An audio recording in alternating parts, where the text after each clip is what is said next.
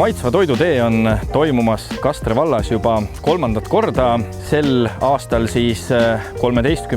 augustikuu päeval ja kui üles vaadata, siis tundub, et aeg on täpselt õige, imeilus ja päikseline. Aga Maitsva toidutee on siis oma loomult sisuliselt kodukohvikute päev.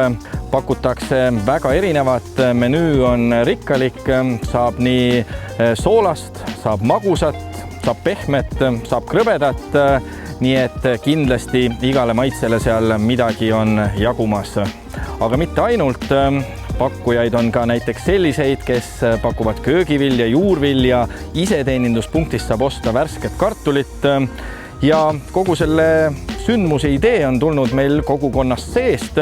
Võttis küll natukene aega, et see esimene Maitsva toidutee teoks sai, aga läks see nii hästi, et pälvisime Kastre vallast siis aasta teo auhinna ja iga aasta pärast sündmust on küsitud, et kas järgmisel aastal ikka tuleb ja loomulikult tuleb, sel korral siis juba 3. kord.